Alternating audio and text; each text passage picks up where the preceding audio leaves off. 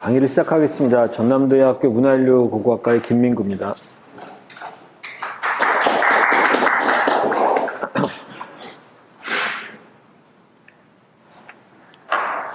예, 지난주에 이어서 이제 오늘은 두 번째 주 강의가 되겠습니다. 지난주에는 제가 수렵채집사회와 농경사회에 대해서 이제 말씀드렸고, 오늘은 방법론적인 얘기로 농경사회를 연구하기 위해서 우리가 어떤 자료를 사용할 수 있는가, 그 다음에 그런 자료들을 사용하는 근거는 무엇인가, 그런 어떤 방법론적인 측면에 대해서 말씀드리겠습니다. 그 다음에 이제 3주, 4주는 제가 우리나라 이 농경에 관련돼서 말씀을 드릴 건데, 일단 다음 주는 선사시대의 농경, 그래서 문자가 없었던 시기에 사람들이 어떤 농사를 짓고 그게 어떤 문화적인 변화를 가져왔는가. 그 다음에 마지막 주에는 역사시대의 농경. 그래서 물론 우리가 문헌 자료로 어떤 사회였는지 대충 알고 있긴 하지만 실제 식물 고고학적인 자료를 봤을 때 농경 자료가 어떤 것이 나왔나, 그런 것에 대해서 말씀드리도록 하겠습니다.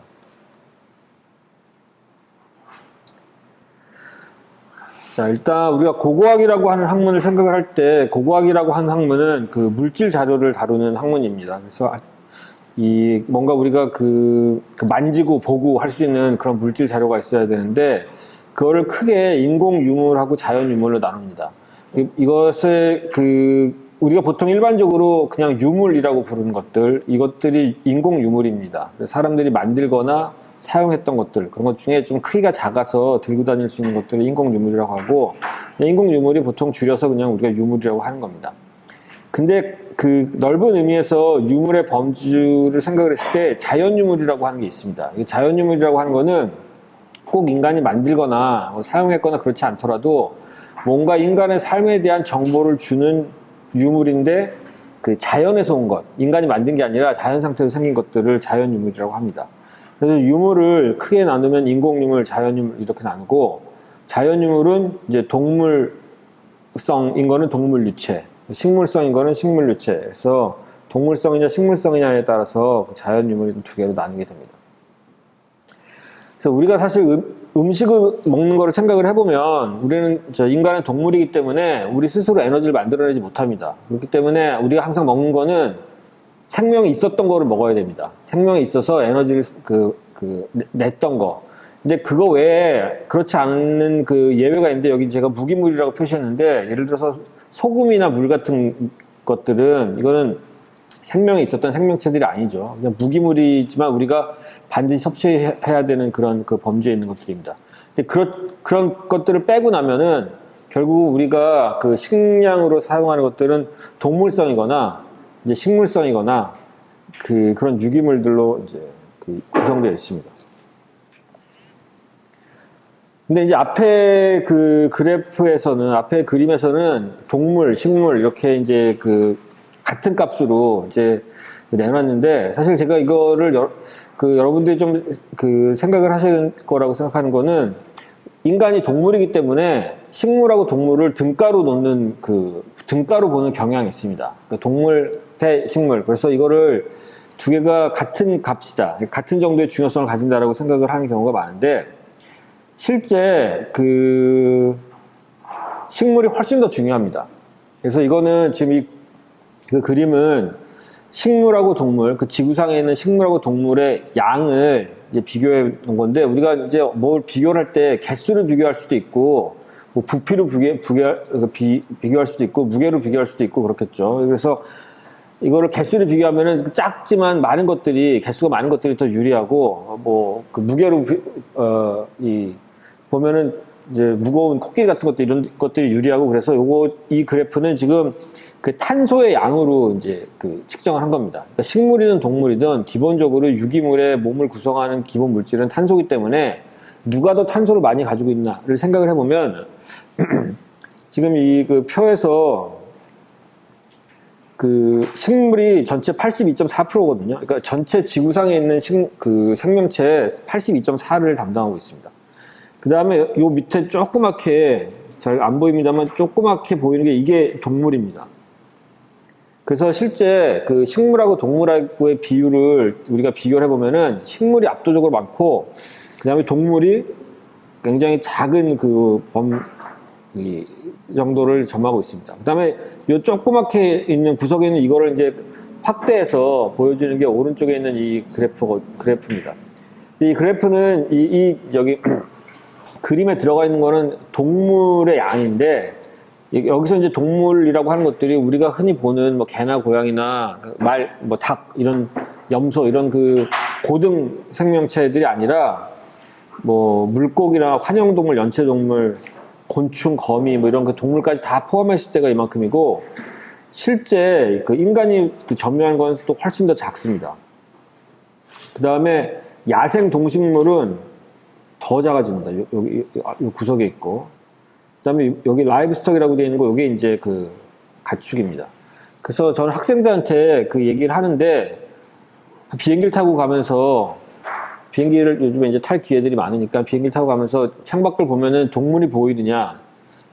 동물은 하나도 안 보이죠. 작고, 대신에 숲이라든가 그런 건 보입니다. 그런 것들이 단적으로 알려주는 게, 결국은 지구상을 점하고 있는 것 중에 상당수는 식물이고, 동물의 양은 굉장히 적다. 그래서 정리를 하면은 식물이 지구 전체의 바이오매스, 탄소로 봤을 때 82% 이상이고, 동물은 0.4%입니다. 그러니까 식물하고 동물하고 비교했을 때 이게 50대 50이 아니라 82대 0.4라고 하는 압도적인 비율의 차이가 있습니다. 그리고 그 중에서 인간은 0.01이기 때문에 또 전체 동물에서도 점하는 비율이 훨씬 적어집니다. 근데 현재 가축 같은 경우는 가축이 야생동물보다 훨씬 더 양이 많습니다. 우리가 야생동물은 훨씬 많을 것 같지만 실제 우리가 키우는 소라든가 돼지라든가 이런 것들, 이런 가축의 양이 전체 야생동물의 양보다 훨씬 더 많습니다. 그리고 가축은 또 인간보다도 더 많은 바이오매스를 차지하고 있습니다. 그러니까 동물 내에서만 비교해 보면은 가축이 굉장히 압도적인 많은 양을 차지하고 있습니다. 그래서 이렇게 식물이 굉장히 양도 많고 중요하기 때문에 사실 우리 같은 인간의 입장에서는 식물하고 우리와의 관계를 어떤 식으로 정립을 하는지가 굉장히 중요합니다. 식물은 이제 동물하고 대비되는 특징이 있는 게, 얘네들은 산소하고 에너지를 생산해낼 수가 있습니다. 사실 동물들은 그걸 생산해내지 못하거든요. 그러니까 햇볕, 물, 흙 이런 것들에서 에너지를 생산하지 못합니다. 동물은. 근데 식물은 그런 것들을 할 수가 있습니다. 그러니까 기본적으로 식물이 에너지와 영양소를 생산해내는 역할을 하고, 동물들의 거의 대부분은 초식 동물이기 때문에 그렇게 해서 생산된 식물들을 이제 먹어서 그걸로 자기네들의 에너지를 보충을 합니다. 그리고 초식 동물을 먹는 육식 동물이 있죠. 그래서 이 맨 밑에 이제 화살표를 보시면 일단 무기물에서 에너지를 생산하고, 식물이 무기물을 이용을 해서 식물이 생산을 하고 에너지를, 그 다음에 다시 식물은 초식 동물한테 먹히고, 초식 동물은 육식 동물한테 먹히고, 육식 동물은 죽으면 박테리아에 의해서 분해돼서 다시 또 이제 무기물로 돌아가고, 이런 사이클이 있습니다. 우리가 인간 입장에서 보면은 제일 효율성이 좋은 거는 식물을 우리가 바로 이용을 하는 겁니다. 인간이. 그렇게 했을 때 에너지 효율이 제일 적습니다. 그런데 식물을 먹은 초식 동물을 먹는다, 우리가 그거를 먹는다 그러면은 에너지 효율성이 굉장히 떨어집니다. 무슨 말이냐면은 이미 초식 동물이 식물을 먹고 에너지의 일부를 자기도 써야 되기 때문에 그만큼을 쓰고 남는 거를 우리가 이제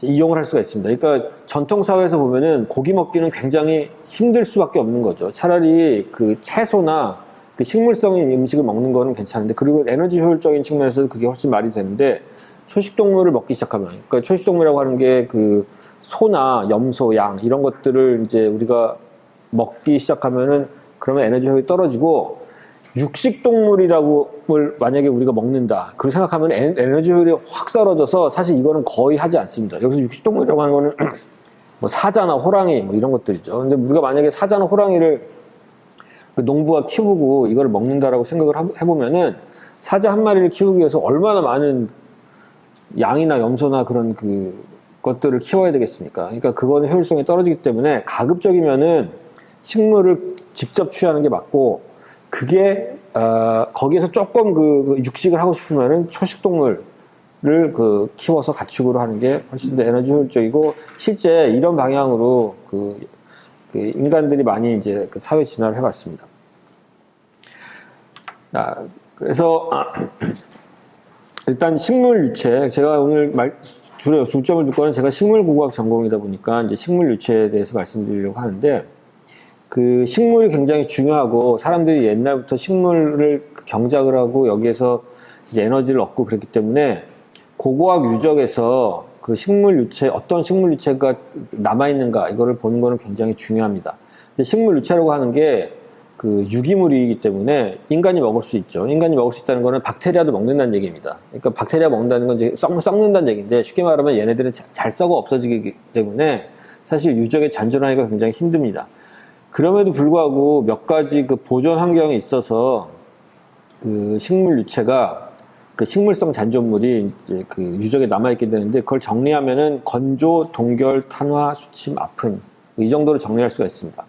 건조라고 하는 거는 수분이 완전히 없어져서 남는 거. 그 다음에 동결이라고 하는 거는 꽝꽝 얼어서, 굉장히 낮은 온도에서 꽝꽝 얼어서 남는 거고, 탄화라고 하는 거는 이게 탄소를 변했다는 의미입니다. 그래서 그 열이 가해져서, 근데 산소가 그 충분하지 않을 경우에 열이 가해지면은 그 탄소로 바뀝니다. 그래서 탄화되는 경우가 있고, 그리고 실제 탄화되는 경우가 고고학 유적에서 그 식물 유체가 발견되는 가장 일반적인 상황입니다. 그 다음에 수침이라고 하는 거는 이제 물 속에 있다는 얘기인데, 이게 그냥 물 속에 들어가 있기도 하고, 아니면은 그 물 밑에서 뻘층 같은 거에 들어가 있어서 산소가 이것도 차단되는 상태가 되면은 그 식물 유체가 잘 살아남습니다. 그다음에 마지막으로 아픈이라고 하는 거는, 이거는 사실 식물 유체 자체가 살아남는 건 아닌데, 그 톡이나 아니면 옛날에 뭐 벽돌이나 기와 이런 그 토제품들 같은 경우 보면은 거기에 식물성 물질을 첨가해서 만드는 경우가 있습니다. 그 다음에 첨가하지 않더라도 그 식물성 물질의 어떤 형태 같은 게 찍혀서 남아있는 경우가 있는데, 그런 것들을 아픈이라고 합니다. 그래서 건조, 동결, 탄화, 수침, 아픈, 이렇게 그 5가지로 나눌 수가 있는데, 이 중에서 우리나라처럼 그 사계절 기후가 굉장히 뚜렷하고 비도 많이 오고, 특히 여름철에 비도 많이 오고 이런 데서는 사실 건조나 동결은 찾기가 힘듭니다. 건조나 우리나라 같은 데서는 이제 탄화, 수침, 아픈 이런 게 상대적으로 흔하고, 건조나 동결돼서 식물 유체가 발견되는 경우는 흔하지 않습니다. 건조 같은 경우는 제일 잘 되는 데가 이제 사막지대. 그래서 이집트의 그 미라든가 그런 경우가 이제 건조에 의해서 만들어진 거고, 그 다음에, 그 독일에 가면 짤스부르크라고 하는 그 도시가 있는데, 그 짤스부르크가 그 솔트 시티입니다. 그러니까 소금 마을이거든요. 그래서 거기가 암염을 옛날에 이제 채취하던 곳인데, 그 사람들이 이제 발굴하다 보니까 그 사람들 시신이 발견된 거예요. 시신이 발견되었고, 그래서 이제 뭐 사고가 났었나 보다 이렇게 생각을 했는데, 그게 아니라 이미 중세 시대 때부터 거기에서 암염, 그러니까 광부들처럼 그 땅을 파고 들어가서 이제 소금을 채취하는 건데, 그러다가 이게 무너졌습니다. 무너졌는데, 이게 다 소금이 있다 보니까 체내에 있는 수분이 다 이제 빨려가서 완전히 건조된 상태에서 그 보존이 된 경우가 있는데, 그런 경우도 이제 왜 여기지만 건조에 의해서 보존이 되는 환경입니다. 그 다음에 동결은, 이건 우리나라 같은 경우에는 정말 찾기가 힘든데, 동결 사례의 대표적인 예는 웨지인이라고 해서 그 알프스에서 굉장히 높은 지역에서 고지대에서 사람 시신이 발견된 경우, 그 사례가 있습니다. 이게 1992년인가 발견이 됐는데, 처음에는 이것도 사람들이 뭔가 변사체가 발견됐다고 생각했고, 뭐 살인사건이 있었다라고 생각을 했는데, 나중에 보니까 요거는 5,000년 전, 그 탄소연대 측정을 해보니까 5,000년 전에 그 유럽의 신석기 시대 사람이고, 어떤 이유에선가 이 사람이 산을 가다가 사망을 했는데, 거기가 이제 만년설이기 때문에 꽝꽝 얼었다가 날씨가 뭐 요즘에 기후 온난하고 이러니까 날씨가 좀 풀리면서 발견된 사례가 있습니다.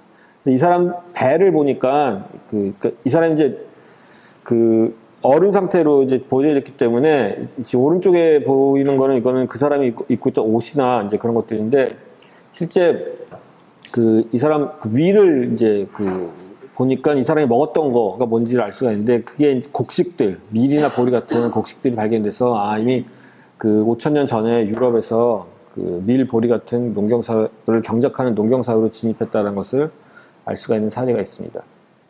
자, 그런데 아까 말씀드렸듯이 이제 이런 사례는 굉장히 예외적이고 그 우리나라에서는 탄화가 제일 그 흔하고 그 수침, 그 다음에 아픈 이 정도로 이제 생각할 수가 있는데 요 각각에 대해서는 이제 나중에 다시 자세하게 설명을 드리겠습니다. 자, 그리고 식물 유체라고 하는 거는 크게 그 소형, 대형 이렇게 두 개로 그 나눕니다. 그 소형은 말 그대로 이제 작다라는 것이고 대형이라고 하는 것은 이제 크다라고 하는 거죠. 근데 이거 기준이 뭐냐면은 그 우리 눈입니다. 그래서 눈으로 볼 수 있는 것들은 대형 식물 유체라고 해서 보통 뭐 나무 쪼가리라든가 뭐 씨앗이라든가 나무 열매라든가 이런 것들은 우리가 눈으로 볼 수 있으니까 우리가 편의상 대형 식물 유체라고 분류를 하고 눈에 보이지 않는 것들 이런 것들은 그 소형 식물 유체라고 분류를 합니다. 소형 식물 유체의 그 사례를 몇 개를 그 보면은 일단 왼쪽에 빨간색으로 된 거 요거는 소나무 꽃가루입니다. 근데 소나무 꽃가루인데 이거는 현미경으로 그 몇백 배로 이제 우리가 그 확대해서 본 거기 때문에 볼 수 있는 거고 실제 소나무 꽃가루는 우리는 보이지 않습니다. 근데 사실 식물체의 꽃가루 중에 소나무 꽃가루가 비교적 크거든요. 크기가 비교적 큼에도 불구하고 사실 우리가 육안으로는 볼 수가 없고 물론 우리가 그 소나무 가루가 이렇게 그 소나무 꽃가루가 이렇게 뭉쳐있을 경우에는 노랗게 이제 보이기도 하죠. 근데 그거는 하나하나 보이는 게 아니라 굉장히 많은 양의 꽃가루를 생산하기 때문에 소나무 같은 경우에 그런 경우에 보입니다. 그래서 이것도 이제 소형식물 유체의 대표적인 사례가 되겠고 오른쪽의 것은 벼의 식물 규산체라고 하는데 이렇게 부채 모양으로 이렇게 된 겁니다. 부채 모양으로 된 건데 요거는 벼를 이렇게 그 잎을 보면은 여기 기동세포라고 해서 벼 잎에 이렇게 이런 부채 모양으로 생긴 세포가 있습니다. 그 세포 안에 들어가 있는 거기 때문에 우리가 벼의 규산체라고 이렇게 보는데 요거는 규산체라고 하는 건 뭐냐면 그 모든 식물이 이제 딜레마가 있는데 나무 같은 거는 걱정할 필요가 없어요. 나무 같은 거는 목질이 단단하기 때문에 비가 오거나 바람이 불거나 해도 쉽게 쓰러지지가 않습니다. 근데 우리가 일반적으로 풀이라고 하는 것들, 그리고 이제 우리가 풀이라고 하는 거에 벼나 뭐 볼이나 갈대나 이런 거에 다 들어가는데 이 풀이라고 하는 것들은 그런 목질 부분에 단단한 게 없기 때문에 그 비가 오거나 바람이 세게 불거나 이러면 넘어집니다. 그래서 얘네들 입장에서는 목질은 없지만, 그러니까 나무같이 이렇게 단단한 그런 그 재료로 되어 있지는 않지만 나름대로 자기네들의 몸을 좀 보호하기 위해서 뭔가 그 딱딱한 것들을 이제 만들어서 자기 몸을 지탱해야 되는 그 역할을 해야 되는데 그러다 보니까 얘네들이 규산체 성분을 쉽게 말하면 유리 성분 같은 거거든요. 유리 성분 같은 거를 이제 그 땅에서부터 이렇게 빨아들여 갖고 자기 몸의 그 세포 안에다 축적을 합니다. 근데 그런 것들이 다 그 식물마다도 형태가 다르고 또 식물 중에서도 각 부위마다 좀 다르기 때문에 우리가 그거를 고고학 유적에서 발견을 해서 이제 어떤 식물이 있었는지 알아낼 수가 있습니다. 그 다음에 또 하나 사례는 이제 갈돌 같은 경우로 우리가 도토리를 갈았다. 선사시대 사람들이. 그러면 이제 왼쪽에 보이시는 것처럼 이런 식의 그 전분들이 이 갈돌 안에 이제 들어가게 되거든요.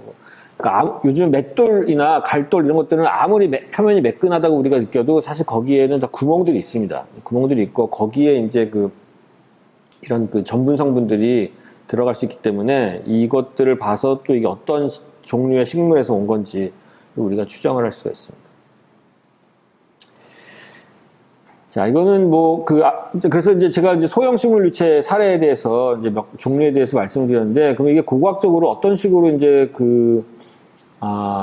적용이 되느냐, 몇 가지 사례를 말씀드리면은, 이제 1950년대 이라크의 샤니다르라고 하는 동굴을 해서 미국 학자들이 발굴했습니다. 지금, 그러니까 미국하고 이라크하고 이제 사이가 좀 좋았다, 안 좋았다, 이렇게 이제 좀 변화가 있었는데 1950년대에는 이때는 좋았었을 때입니다. 그리고 이라크라고 하는 지역이 거기가 이제 메소포타미아 지역이거든요. 그래서 고대 문명이 발달한 것이고 굉장히 그 인류 문화적으로 굉장히 중요한 거기 때문에 그 서양 학자들도 많이 가서 연구를 하고 그랬습니다. 1950년대에 그 샤니다라고 하는 동굴 안을 이제 발굴했는데 거기서 사람 뼈가 발견이 된 거예요. 근데 그 사람 뼈는 우리 같은 호모 사피엔스가 아니라 네안데르탈인들입니다. 그리고 연대로 보면 한 5만 년 전. 그러니까 사람들이 네안데르탈인이 동굴 안에서 거주를 했는데 또 거주도 함과 동시에 이제 사람이 죽으면은 그 동굴 안에다가 사람들을 묻었던 거죠. 여기 이제 보니까 여기 사진이 좀 잘 좋진 않습니다만 여기 이제 네안데르탈인의 뼈입니다. 여기에 있는 흙들을 채취를 해서 이 흙에 어떤 성분들이 들어가 있는 걸 봤더니 야생화 꽃가루가 밀집돼서 발견이 된 겁니다. 그래서 사람들이 어떻게 해석을 했냐면은 네안데르탈인 정도가 되면은 이 사람들은 아직 호모 사피엔스 단계가 아닌 그거보다 좀 진화 단계상으로 낮은 거라고 생각을 했는데 이 사람들도 이미 장래 의식이 있었고 그 다음에 죽은 자를 위해서 헌화, 이제 꽃을 바치는 거를 했던 것 같다라고 생각했습니다. 왜냐하면 꽃을 바쳐야 그 꽃 안에 있는 꽃가루가 퇴적이 될 텐데 이제 지금 이게 동굴이기 때문에 꽃가루가 있긴 있지만 그 농도가 높진 않거든요. 농도가 높진 않은데 그게 굉장히 그 인골 주변으로 많이 나왔다라고 하는 거는 이거는 그 꽃을 일부러 이제 뿌려서 그렇다라고 생각을 해서 이거는 네안데르탈인이 그 화석인류임에도 불구하고 현생 굉장히 높은 정도의 지능을 가졌다라고 하는 그 이제 사례로 꼽히는 그런 연구 결과입니다. 근데 이것도 이제 최근에 이제 좀 약간 반론이 이제 제기가 됐습니다. 제기가 됐는데 그래서 이게 아직 좀 논란 중인데 저도 몰랐는데 여기 제가 사진을 찾아서 인터넷 사진 찾아서 올렸는데 벌이 땅을 파고 거기다 집을 짓는 벌이 있대요. 이 지역에. 특히 우리나라처럼 이렇게 나무가 많고 이런 데는 이제 나무 위에다가 집을 짓고 이렇지만 건조하고 이런 지역에서는 벌이 땅 속에다가도 집을 짓기도 하는 거 봅니다. 그래서 땅 속에 짓는 벌 같은 경우에 이 벌이 기본적으로 이제 꽃 같은 거에서 화분을 많이 묻혀서 꽃가루를 많이 묻혀서 와서 그걸로 땅을 파서 들어가서 그 몸 상태로 땅을 파서 들어가서 사는 거기 때문에 이럴 경우에는 땅에서 꽃가루가 많이 발견된다고 하더라도 꼭 이게 사람의 작용이 아니라 그 곤충 같은 다른 거일 수도 있다. 뭐 이런 식의 반론도 있습니다. 그 다음에 우리나라에서도 사실 비슷한 연구가 이제 발표된 사례가 있는데 그거는 그 청원 지금은 청주인데 그 두루봉 동굴이라고 하는 곳에서 그 아이뼈가 발견됐습니다. 그래서 지금 왼쪽에 보시는 게 이제 그 흥수 아이라고 하는 근데 이게 그 발견한 사람의 이름을 따서 흥수 아이라고 이제 이름을 적고 나이는 4살에서 6살 정도 그리고 이게 이제 구석기 시대 그 아이다라고 그 많이 알려졌습니다. 그래서 사실 이게 한 10년 전까지만 해도 제가 알기로는 이제 교과서에도 실리고 그랬는데 그 이후에 좀 그 논란이 있어서 빠졌죠. 근데 사실 맨 처음에 흥수 아이가 보고됐을 때는 이 아이가 있었고 아이 주변에 있는 흙들을 다시 또 똑같이 그 샤니다르의 사례와 똑같이 이제 분석을 해보니까 거기에는 국화꽃이 굉장히 많이 이제 발견이 됐다. 그래서 아이가 죽은 다음에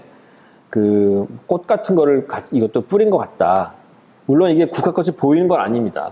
아까도 말씀드렸지만 이게 미세식물체이기 때문에 눈에 보이질 않는데 국화꽃에서 나오는 꽃가루가 이제 있었다라고 해서 이것도 아이의 어떤 매장의식 같은 거라고 생각을 했던 그 사례가 있습니다. 이거는 사실 논란이 많아갖고, 지금은 좀 학자들이 이제, 좀 다시 이제 재고가 필요하다 이런 입장인데 사실 여러분들도 이 사진을 보면은 왼쪽에 사진을 보면 좀 이상한 게 아이 머리가 이상하게 큽니다. 근데 원래 어렸을 때 아이는 4살, 5살 때는 머리가 크거든요. 근데 제가 그래서 비교로 4살, 6살 정도 되는 아이를 이제 비교 대상으로 삼기 위해서 이렇게 올려놨고, 그 다음에 여기는 이제 흥수 아이입니다. 그래서 사실 아이가 머리가 큰 거는 맞는데, 10살 되기 전에 아이들이, 이 아이는 좀 머리가 더 큽니다. 그래서 이게 왜 그랬냐면은 사실 이 인거를 발견할 때, 여기 보면 흙 색깔이 좀 다르죠. 흙 색깔 달라요. 그래서 사실 이 몸 부분하고 머리가 따로 발견이 됐어요. 그래서 이게 동일한 개체가 아닐 가능성이 있습니다.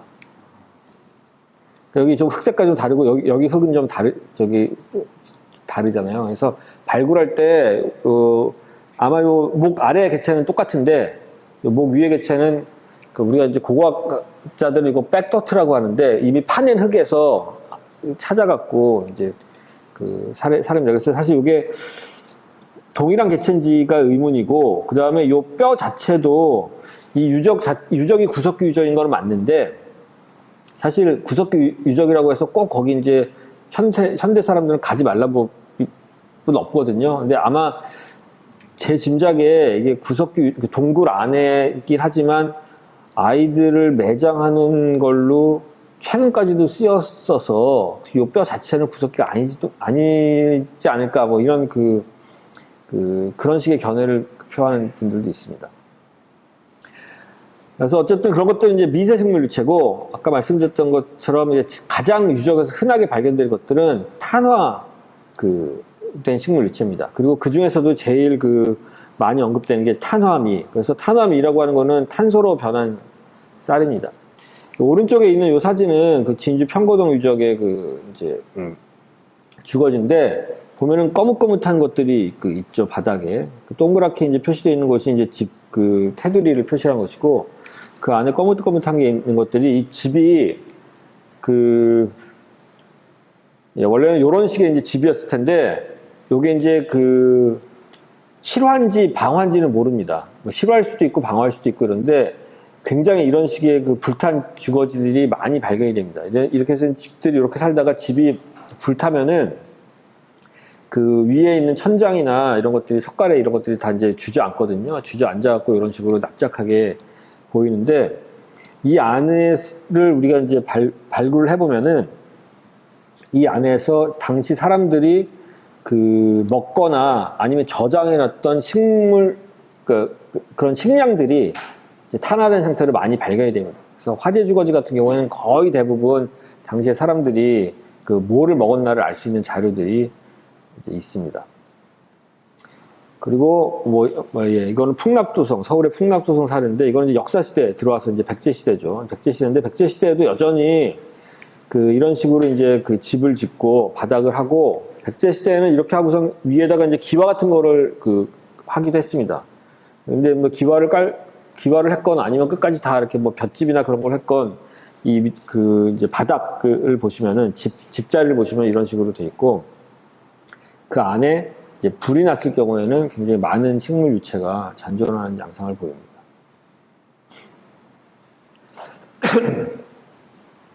자, 그 다음에 탄화는 이제 제가 나중에 또 자세하게 설명드리겠습니다. 그 다음에 탄화 말고 또 수침이라고 하는 거는 아까 말씀드렸듯이 이제 물 밑에 들어가 있는 건데 이게 그냥 물 밑에 들어가 있는 경우도 있고 그 다음에 물하고 흙하고 섞여갖고 이제 땅속에 있는 경우도 있고 이렇습니다. 근데 흙하고 섞여서 이게 뻘처럼 되면은 산소가 이제 차단이 됩니다. 산소가 차단이 돼서 미생물이 잘 활동하지 않기 때문에 이럴 경우에 굉장히 많이 이제 식물 유체가 유기물임에도 불구하고 굉장히 많이 남게 되죠.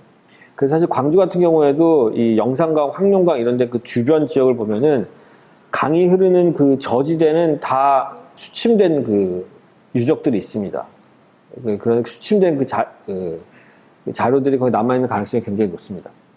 그런 식으로 한국 같은 지역에서는 이렇게 낮은 저지대 강 근처에는 거기에서 형성된 유적들은 다 수침된 상태에서 잔존하는 경우가 많은데 제가 말씀드릴 거는 요거는 신라의 경주에 가보면은 이 경주가 이렇게 분지잖아요. 경주 분지인데 거기에 이제 우물들을 많이 썼습니다. 우물들을. 거기가 옛날부터 굉장히 오랫동안 도심지였고 그렇기 때문에 우물들을 많이 썼는데 우물을 쓰고 그 우물이 이제 마르면은 더 이상 물이 안 나오게 되면은 이 그림에서 이 사진에서 보시는 것처럼 이렇게 사람들이 인위적으로 거기를 뭘 메꿔서 그 우물을 덮었던 것 같습니다. 근데 이게 무슨 처음에는 저는 안전상의 이유일까 이렇게 생각을 했는데 그게 아니라 뭔가 의식을 했던 것 같아요. 그러니까 이게 우물이라고 하는 거는 지신, 그러니까 그 땅신으로부터 이제 빌려서 쓰는 것이고, 그거를 다 쓰고 나면은 다시 또 이제 그 지신에게 뭔가를 보답해야 된다라는 거가 아닐까라고 생각하는 게 굉장히 일반적입니다. 근데 물론 이거는 어떤 증거가 있는 건 아니고, 그렇지 않았을까라고 하는 거 하나. 그 다음에 실제로 제가 말씀드린 것 같은 이런 그 수변 제사, 그러니까 물과 관련된 제사를 하는 게 우리나라뿐만 아니라 전 그 세계적으로 굉장히 많이 그 보입니다. 그래서 아마 이거는 뭔가 물과 관련된 제사였을 것이다라고 생각을 하죠. 그리고 그런 제사가 아니더라도 여기가 이제 그 우물이 막히게 된 거가 인위적이라는 거는 우리가 그 알 수가 있는데, 왜냐면은 이게 그 켜켜이 종류가 다른 것들이 쌓이는 경우가 많습니다. 그러니까 토기가 쌓여 있고, 그다음에 동물뼈가 쌓여 있고, 뭐 식물 유체가 쌓여 있고, 뭐 이런 식으로 하기 때문에 이게 그냥 우연히 이제 들어갔으면 막 다 섞여 있을 텐데, 이게 이제 그 뭔가 그 패턴이 있게 쌓이기 때문에 이건 사람들이 인위적인 활동에 의해서 쌓인 거라는 걸 알 수가 있죠. 근데 이 우물이 보면은 뭐 하나 두 개가 아니라 굉장히 많습니다, 그 지역에. 그리고 사실 우물은 이쪽 그 호문현에서도 발굴한 것도 있고, 이제 그 영산강 유역에서도 이제 발견이 됩니다. 근데 우물 안을 보면은 이게 원래 우물 안이라고 하는 게 물이 이제 없어졌다고 하더라도 기본적으로 습한 거기 때문에 보존이 잘 되는데, 뭐 아이 뼈가 발견되는 경우도 있고요. 그래서 이게 어떤 인신 공양이 아닐까라고 생각하는 경우도 있고, 그 다음에 소뼈나 뭐 그런 그 가축 것들의 뼈가 발견되는 경우도 있고 그렇습니다. 근데 이 가축들의 뼈가 발견되는 경우에도 가축 전체가 발견되는 게 아니라 뭐 다리뼈 하나, 뭐 어깨뼈 하나, 뭐 이런 식으로 발견되기 때문에 이거는 이미 해체가 이루어져서 들어간 거라는 걸 알 수가 있죠. 그 다음에 이럴 경우에도 이제 식물 유체도 여기서 많이 발견이 됩니다. 제가 몇 가지 그 사례를 그냥 보여드리려고 하는데, 뭐 맨 왼쪽에 요 두 개는 둘 다 복숭아입니다. 복숭아인데 맨 왼쪽에 있는 복숭아는 우리가 먹는 복숭아처럼 생겼습니다. 좀. 근데 원래 이것도 이제 사진으로 놓고 비교해 보면은 우리가 지금 먹는 복숭아들은 훨씬 더 뾰족하고 이 안에 있는 이런 것들이 더 이렇게 더 각지게 생겼습니다. 근데 이 정도 되면 이제 복숭아라고 이제 우리가 생각할 수 있는데, 요거는 그 복숭아, 요것도 복숭아입니다. 요거는 개복숭아라고 해서 요즘은 개복숭아, 삼복숭아라고 이제 많이 불리는 건데, 사실 복숭아는 그 우리나라에 자생하는 식물이 아닙니다. 우리나라에 자생하는 식물이 아니고, 지금 연구 결과에 의하면 중국 남쪽 그 양자강 유역에서 들어온 그 식물이거든요. 그래서 이제 복숭아라고 하는 거는 일단 인간이 재배를 했기 때문에 우리나라에 들어온 겁니다. 그래서 삼국시대가 되면은 그 전에 있던 나무 열매들보다 사람들이 이제 복숭아를 먹기 시작을 했고, 그 다음에 개복숭아라고 하는 거는, 요거는 뭐라고 이해를 하면 되느냐 하면은, 원래 복숭아가 있었는데, 그러니까 복숭아를 재배를 했는데, 이것 중에 일부가 다시 야생 상태로 돌아가게 된 겁니다. 야생 상태로 돌아가서 이제 우리가 개복숭아라고 이제 부르는 것들. 근데 이런 것들이 그 삼국시대가 되면 굉장히 많이 나오거든요. 그래서 삼국시대가 되면은 나름 외래 작물이라고 할 수 있는, 외래 과실이라고 할 수 있는 복숭아를 사람들이 먹었구나라고 하는 거를 알 수가 있습니다. 또 오른쪽은 이것도 이제 아시는 분들도 있을 텐데, 이거는 그 가래입니다. 그래서 요즘은 사실 가래 안 먹고 우리가 호두 먹거든요. 그래서 원래 그 호두랑 가래랑 근연종인데, 호두는 이제 그 타지에서 들어왔기 때문에 우리가 호자를 써서 호두라고 부르고, 원래 그 자생했던 것들은 가래입니다. 근데 가래를 보면은 이 과육이 있는 부분이 굉장히 작거든요. 그래서 요거는 사실 먹을 게 그렇게 많지는 않습니다. 먹을 거로 치면 호두가 훨씬 난데, 일단 삼국시대 정도까지가 되면은, 삼국시대까지도, 그리고 이거는 이제 경주에 가면은 그 월성이 있고, 월성이라고 해서 왕이 살았던 왕성이 있고, 그 바로 밑에 그 인용사라고 하는 절이 있었는데, 거기에 우물에서 발견된 것들을 제가 지금 보여드리고 있는 건데, 그리고 이거는 이제 통일신라라고 이제 우리가 추정을 합니다. 그러니까 통일신라 정도가 되면은 복숭아가 들어온 건 맞는데, 통일신라가 됐음에도 불구하고 아직 이제 우리가 호두라고 인식하는 그런 거는 없었고, 대신에 가래를 먹었구나라고 하는 걸 알 수가 있습니다. 자, 그리고 이거는 조금 들어가는 얘기입니다만,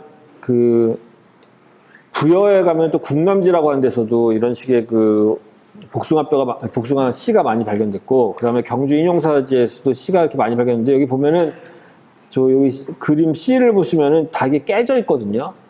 그래서 깨져 있어서, 요거는 왜 깨졌을까? 이제 약간 미스터리긴 한데, 동물 같은 게 이제 먹어서 깼다라고 하는 그런 그 주장도 있고, 아니면 요거는 씨가 좀 발화가 잘 되게 하기 위해서, 그 싹을 잘 트게 하기 위해서 일부러 좀 그 깬 거다. 그렇게 보는 시각도 있고, 그렇습니다. 자, 그리고 마지막으로 이제 수침이라고 하는 거의 사례가, 이제 지금 아까 그 말씀드린 그 우물이나 이제 그런 사례들은 육지에 있는 겁니다. 수침이긴 한데, 아직도 육지에 있는 건데, 그게 아니라 정말 이렇게 바다 밑에 가 있는 그런 사례들도 많이 있습니다. 특히 우리나라를 보면은, 이쪽 그 서해안, 그리고 남해안에 그 난파선들이 많이 발견이 됩니다. 사실 우리가 이제 조선시대 때도 그랬고, 이 고려시대 때도 그렇고, 이 도읍지가 이쪽 그 중서부 지역에 있잖아요. 그러니까 한양이라든가 개성이라든가 이런 데가 중서부 지역에 있습니다. 그래서 이 세금을 거두려면은 배들이 다 글로 이제 왔어야 됐습니다. 지금 우리는 이제 세금 내라고 그러면 지로를 이렇게 내지만 옛날에는 현물이 이동을 해야 됐기 때문에 현물을 이제 각지에서 실어서 이동을 하는데 그 이동의 이제 주된 수단이 되는 게 배였습니다. 그리고 그런 식으로 그 나라에서 세금을 걷기 위해서 운영하는 배 말고도 개인적으로 이제 그 어떤 요즘으로 말하면 이제 화물선, 뭐 택배 같은 그런 배들도 이제 많이 다녔습니다. 사실 배는 이 서해안에도 많이 다녔고, 남해안에도 많이 다녔고, 이 동해안 쪽에도 물론 있었을 건데, 이쪽 동해안 쪽은 너무 수심이 깊어서 사실 우리가 아직 발굴할 수 있는 그런 여건은 되지 못하고, 지금 많이 발굴하는 게 이쪽 서해안 지역에서 이제 배들을 많이 발견을 합니다. 그래서 특히 이제 고려시대 배들이 많이 발견이 되고, 여기 지금 태안 마도 1호선이라고 하는 거는 충청도 태안에 가면은 마도라고 해서 공중에서 보면은 말처럼 생겼다고 해서 이제 마도라고 불리는 섬이 있는데 그 주변에 배들이 많이 침몰해 있습니다. 그래서 거기에서 이제 발견된 배고, 이런 식으로 배를 보면은 이 식물 유체가 정말 많이 발견이 되거든요. 그래서 이건 왜냐면 이제 배 짐을 싣고 이제 가다가 배가 난파가 됐는데 이게 뒤집어지면서 이렇게 물에 잠겼기 때문에 그 안에 있는 물건들이 그대로 이제 배 밑에 그냥 있는 상태로 뭐 수백 년을 이제 간 거죠. 그래서 이거는 물 밑에 직접 들어가서 찍은 사진인데 보면 이렇게 노릇노릇하게 되어 있는 게 이게 다 벽 껍질입니다. 그러니까 이게 쌀을 싣고 가다가 쌀이 그냥 물 속에 들어가서 그냥 보존되는 상태. 그래서 요거는 제가 이거를 분석을 하면서 찾아낸 것들인데, 일단 A 같은 경우는 이제 요건 쌀, 그 다음에 B, C, D 이런 것들이 조나 기장 뭐 이런 것들은 잡곡류입니다. 그 다음에 E는 메밀이고, F 요거는 이제 대마, 그리고 뭐 H 요거는 이제 밤 껍질, 아까 말씀드렸던 가래, 복숭아, 콩 뭐 이런 것도 발견되고, L 요거는 이제 솔방울입니다. 솔방울을 왜 배에다가 이제 싣고 갔을까 생각을 해보면, 요거는 이제 아마 배에서도 그래도 하루 이틀 가는 게 아니라 며칠 동안 가야 되는 거기 때문에 그 안에서 이제 밥 짓고 그래야 되는데, 그 밥을 지을 때 땔감으로 쓰기에 솔방울이 좋다고 합니다. 이게 이제 불도 잘 붙고, 그래서 아마 그런 걸로 가지 않았을까, 그런 용도로 쓰지 않았을까, 뭐 이런 식물 유체들이 발견이 되고, 그 다음에 요 밑에 것들은 목간인데, 이것도 물론 나무나 대나무로 만들었으니까 이제 식물 유체라고 우리가 볼 수 있는데, 사실 요거는 그런 식물성이라는 측면보다도 여기에 이제 글자가 새겨져 있습니다. 글자가 새겨져 있는데, 이거는 요즘에 화물 태그 같은 라고 생각을 하시면 됩니다. 그래서 누구한테 보내는 거다, 이런 것들을 이제 이런 것들이 기록되어 있는 그런 유물들입니다. 자, 그리고 마지막은 아픈 사례가 되겠는데, 아픈은 이제 토기 조그만 토기에서도 아무리 작은 토기편이라고 해도 거기에 어떤 식물성 잔존물이 그 남아있는 경우가 많습니다. 이거는 그 보성의 금평패총이라고 하는 건데, 이게 지금 스케일이 여기 5cm이기 때문에 굉장히 작은 토기편이거든요. 작은 토기편 한쪽 끝에 이제 육안으로 봤을 때 그 뭔가 있는 것 같아서 이걸 이제 사진으로 찍고, 또 3번 같은 경우는 이제 실리콘 액을 주입을 해서 그 형태를 떠보고, 그 다음에 더 주사 전자 현미경이라고 하는 또 정밀한 현미경으로 찍어보고 이런 건데, 요거는 요걸 봐도 알겠지만 요거는 벼입니다, 벼. 그러니까 벼 껍질이 이제 있는 거기 때문에, 보성 금평패총 같은 경우는 이제 삼국시대이기 때문에 을에 우리가 그 벼를 재배했다는 걸 알지만, 그래도 실제 유무를 해서 당시에 재배한 배가 남아있는 그런 사례가 되겠습니다. 그 다음에 이거는 그 나주에 가면 이제 보감류 유적이라고 해서 그 고분군들이 있는데, 거기에서도 이제 물론 고분 같은 거를 여러분들 생각을 해보시면 거기에서 토기들이 굉장히 많이 발견됩니다. 근데 토기보다 더 많이 발견되는 거는 토기편들입니다. 그러니까 토기편이 무수히 많이 발견되고, 그 중에 이제 우리가 복원할 수 있는 거는 형태를 알 수 있지만 그렇지 않은 이제 토기편들이 굉장히 많습니다. 이제 그런 토기편들에도 식물을 이제 우리가 어떤 식물이 남아있는지 볼 수가 있는데, 이거는 사실 대학원생이 그 분석을 하다가 이제 딴 거는 알겠는데 이거는 모르겠다 그래서 이제 가져온 건데, 제가 보니까 이거는 다 대마예요, 대마. 그래서 굉장히 대마씨가 이제 많이 발견이 됐습니다. 그래서 이거를 우리가 대마를 생각을 해보면, 대마를 요즘은 이제 환각성 마약으로 생각이 들어서 뭐 보감 유적 같은 데서 대마를 썼나 뭐 그렇게 생각을 할 수도 있죠. 그리고 실제 대마 같은 경우에 중국이나 그 티베트 이런 쪽에서는 장례 의식에 많이 사용을 합니다. 이게 환각성 물질이긴 하지만 실제 종교 의식 같은 거에서 많이 사용을 하고, 이제 물론 그렇게 사용했을 수도 있고, 보감 유적에서.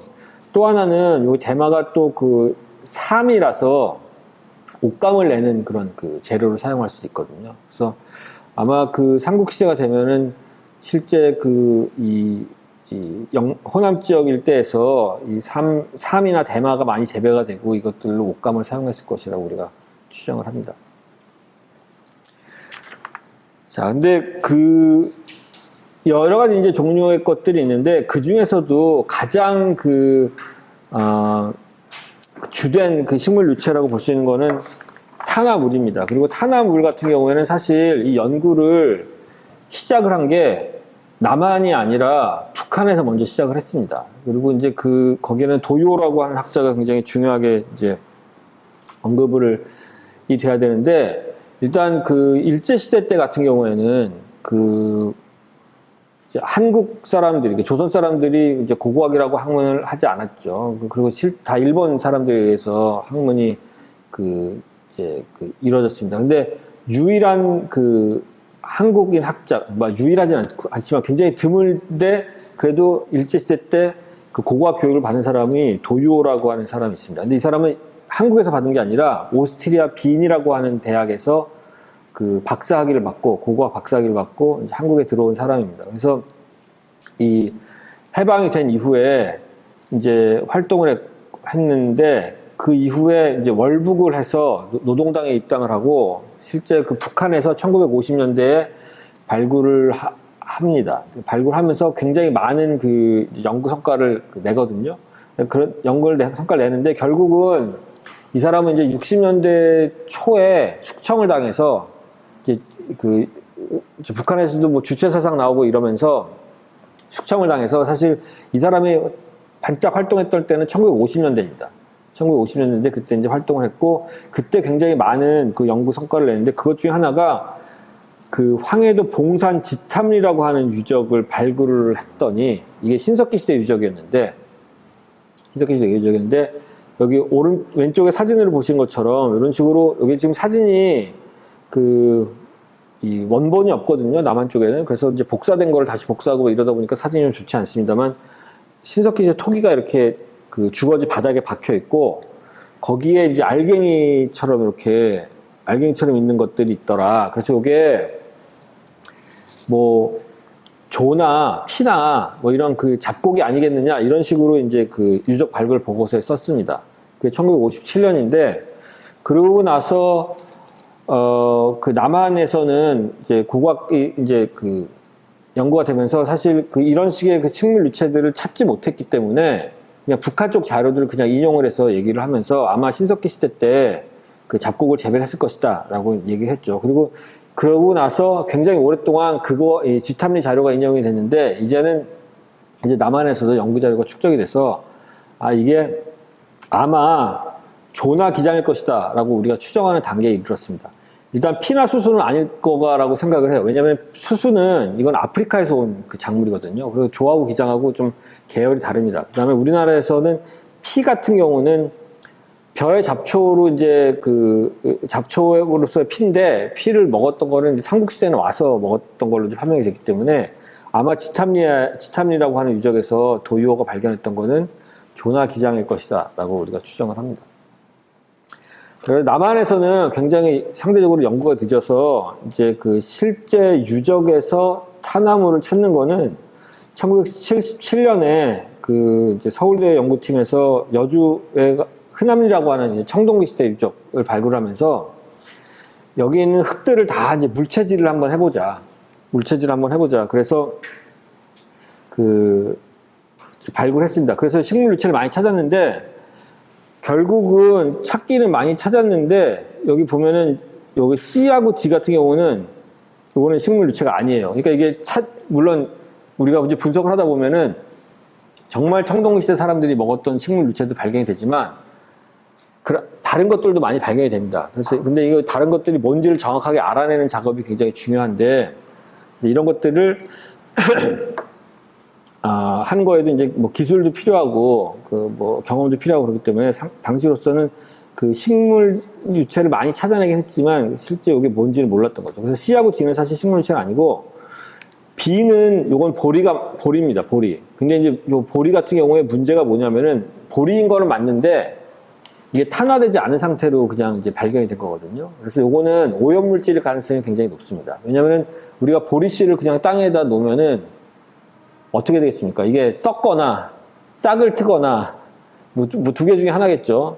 근데 그렇지 않고 얘가 수천 년 동안을 있는다. 이거는 이제 불가능하기 때문에 그러니까 보리는 맞는데 이게 그냥 썩지 않은 그 상태로 그냥 있다라는 거는 요거는 이제 현대 오염물이고 그거는 뭐 동물에 의해서 들어갔거나 아니면 뭐 물에 의해서 쓸려 들어갔거나 그런 거죠.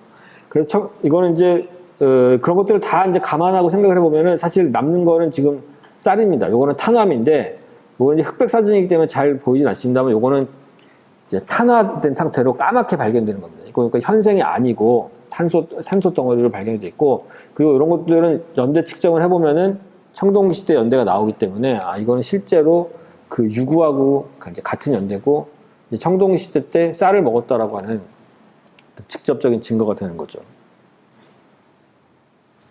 그리고 이제 조금 그 복잡한 말씀이긴 합니다만 지금 말씀드린 거가 이제 그냥 그 유적에서 그러면은 그 불에 탄 쌀 같은 거를 어떻게 찾아내느냐 이게 사실 우리가 말은 쉽지만 그 실제 발굴하다 보면은 놓치기가 굉장히 쉽거든요. 굉장히 이걸 찾아내는 게 굉장히 어려운 일입니다. 그래서 우리가 고안하는 방법이 뭐냐면은 이런 식으로 부유선별을 하는 건데 이거는 액체를 여러 가지를 쓸 수 있는데 보통 물을 많이 씁니다.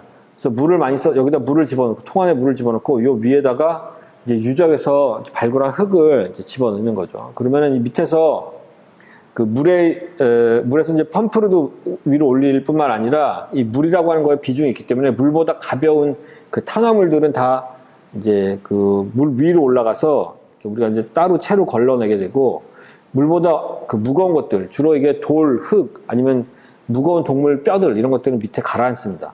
그래서 그 탄화물들하고 동물 뼈들, 그 다음에 이 흙이나 돌 같은 거를 이제 효과적으로 그 이제 분리해내기 때문에 우리가 이렇게 이제 사용을 합니다. 근데 뭐 이거는 굉장히 이제 복잡한 기계고 간단한 원리는 이렇게 됩니다. 그러니까 밑에 이제 물을 넣고 위에 흙을 넣고 흙에 있는 그런 그 식물성 물질들은 이제 걸러지게 되고 그 다음에 좀 무거운 것들은 밑에 가라앉게 되고 그런데 이게 그냥 물에 의해 굉장히 이제 간단한 분리 방법인데 사실 서양에서도 사람들이 이걸 생각해내는 데 굉장히 오랜 시간이 걸렸거든요. 그래서 실제 이게 상용화되기 시작한 거는 서양에서도 되게 최근이고 우리나라에서는 더 최근입니다. 그리고 이걸 일단 이런 식으로 분리를 해내기 시작을 하면은 굉장히 효과적으로 시간과 에너지를 절약해 나가면서 식물 유체 분석해낼 수가 있습니다. 사실 근데 제가 쓰는 거는 더 간단한 거라서 요거는 지금 학생들 제가 요거는 잘 사진에 보이진 않습니다만 요 초록색 호스로 물이 들어가고 요 통 안에서 밑에서 물을 이제 그 위에 올리거든요. 그러면 요 안에 통에다가 이제 그 유려서 퍼낸 흙들을 집어넣으면은 이 탄화물들이 이제 밖으로 나가서 채집하는 건데, 요거는 그 부여에 있는 송궁리라고 하는 유적에서 발견한 쌀, 이게 청동기 시대이기 때문에 이 유적 같은 경우는 한 지금부터 2800년 전인데 거기에서 이제 쌀도 발견되고, 그 다음에 요거는 그 조입니다. 조도 발견되고, 그런 식으로 해서 우리가 이제 실제 사람들이 어떠한 그 식물들을 먹었는지를 알 수가 있습니다. 자, 그래서 지금 그 연구 사례 하나를 말씀드리면은 부여에 가면은 이제 송궁리라고 하는 유적이 있는데, 그 송궁리라고 하는 유적이 한 2800년 전에 점유된 유적이고 굉장히 규모가 큽니다. 그래서 지금 요게 제가 송궁리 유적 사진을 이렇게 올려놨는데, 요거는 지금은 이 그 모습이 아닙니다. 지금은 이제 좀 더 많이 그 주변에, 그러니까 여기가 개발 제한 구역이기 때문에 건물을 짓거나 할 수는 없지만, 요거는 1970년대 정도의 사진을 보면은 이 정도 이런 풍경이었습니다. 그 다음에 이제 빨간색으로 제가 표시해 놓은, 빨간색 점선으로 표시해 놓은 게 그 지금 유적으로 지정된 곳, 유적으로 지정된 곳이고, 요 하얀색으로 표시된 곳, 여기가 이제 지금 발굴을 하고 있는 그 지역입니다. 그래서 전체 유적의 규모대 지금 발굴 진행 상황을 보면 발굴된 곳은 굉장히 그 작죠. 그래서 계속 이거를 이제 연체적으로 발굴하고 있는데, 이 유적 같은 경우는 보시면 이렇게 파란색으로 이제 나무가 자라고 있는 거, 여기가 이 사진에서는 잘 드러나지 않습니다만 이 구릉 위입니다. 언덕 위. 그리고 여기 논이 있는 이 주변은 여기는 상대적으로 저지대입니다. 그러니까 구릉 위에 사람들이 이제 마을을 이루고 살고 있었고, 구릉 밑으로 이제 그 보면서 거기에 있는 이제 논이나 밭 같은 거를 만들었을 것이라고 우리가 추정을 하는데, 그 구릉 위를 보면은 이런 식으로 나무 울타리를 서서 이제 어떤 그 방어 시설 같은 걸 만들고, 그 안에서 사람들이 이제 그 대규모 취락을 만들고 살았던 거죠. 그래서 실제 그 부여 박물관에 가보면은 이런 식으로 이제 유적을 복원을 해냈는데, 사실 저는 이걸 좀 더 잘 복원할 수 있을 거라고 생각을 합니다만, 어쨌든 지금 우리가 이제 생각할 수 있는 그 복원 모습은 이렇습니다.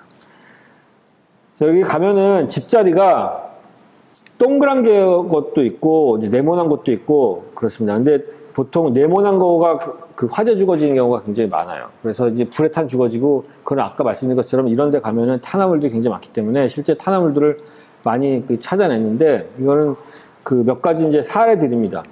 그래서 뭐 요거는 팥, 들깨, 콩, 밀, 조, 기장, 쌀 이렇거든요. 그래서 사실 우리가 부여 그 송궁리 유적에서 쌀을 먹었다라고 하는 거는 이미 1975년에 알았습니다. 1975년에 발굴을 하면서 탄화물이 나왔기 때문에 쌀을 먹었고, 그 다음에 청동기 시대에는 벼농사를 시작을 했구나, 이거 정보는 알 수 있었습니다. 근데 우리가 그동안 하지 못했던 거는 이 유적을 발굴하면서 거기에 있는 유적에서 나오는 흙들을 전부 다 이제 분석을 해서 어떠한 작물들이 이제 발견되는가, 사람들의 어떤 그 식생활의 스펙트럼이 얼마나 넓은가, 이거를 아는 작업을 우리가 하지 못했죠. 그래서 보니까 쌀은 물론 먹었는데 그 이외의 것들도 굉장히 이제 많이 먹었습니다. 우리가 이제 오곡이라고 부르는 것들, 그것도 많이 먹었고, 그 다음에 여기에 사진은 없습니다만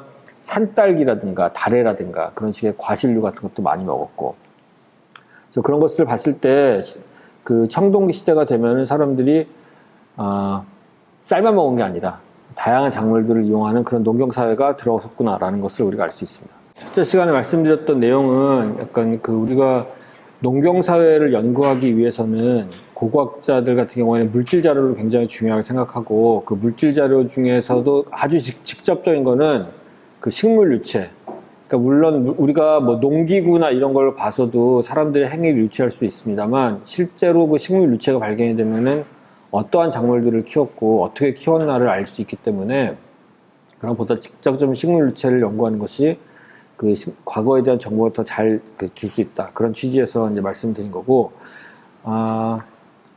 두 번째 시간에는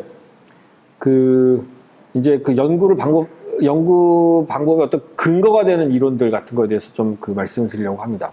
그래서 첫 번째로 우리가 생각해 봐야 될 그거는 식물이라고 하는 거가 욕망이 있는가? 그 다음에 그 욕망이라고 하는 게 있다면 도대체 무엇인가?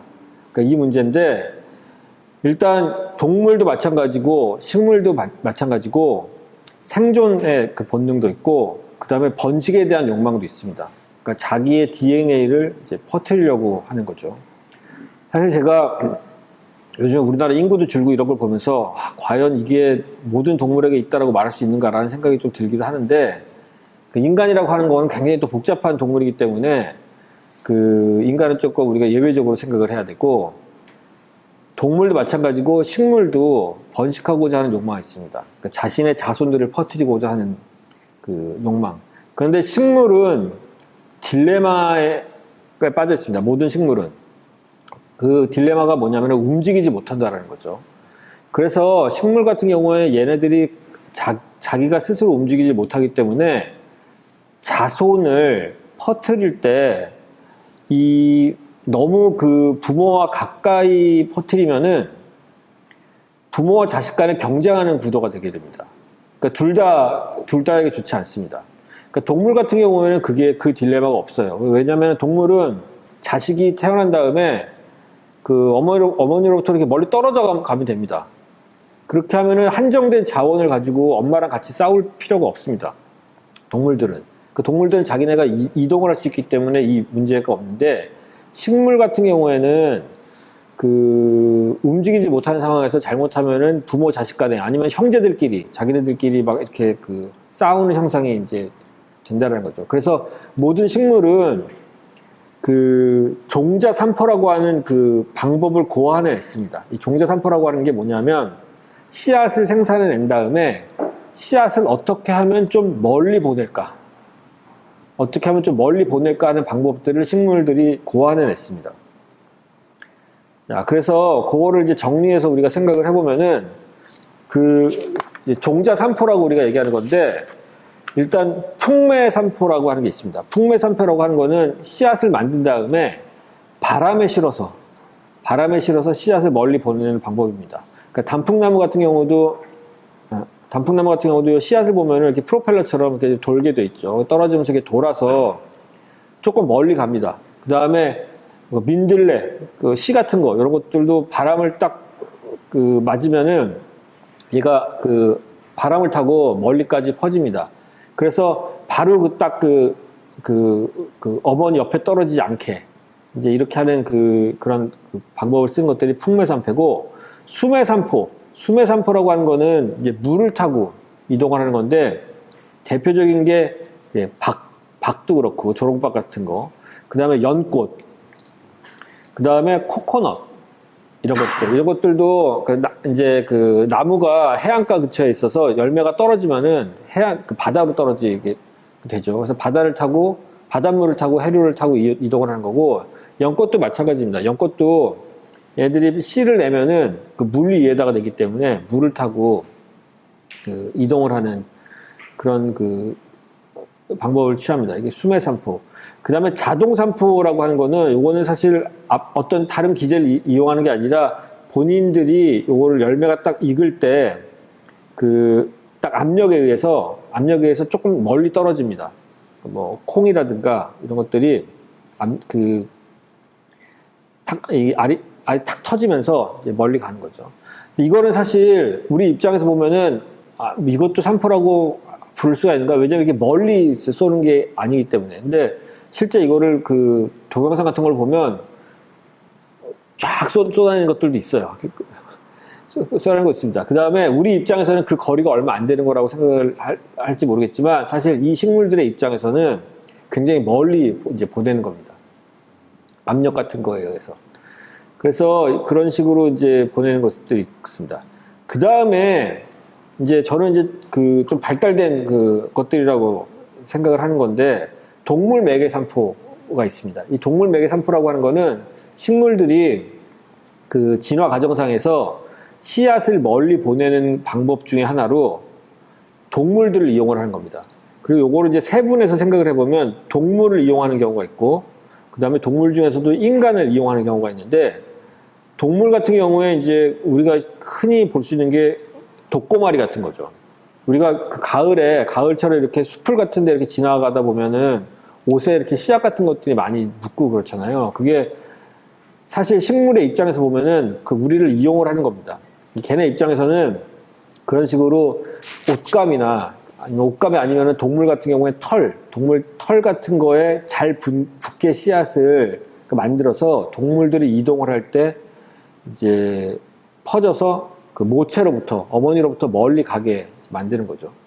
그 다음에 또 제일 이제 동물 매개산포로 이제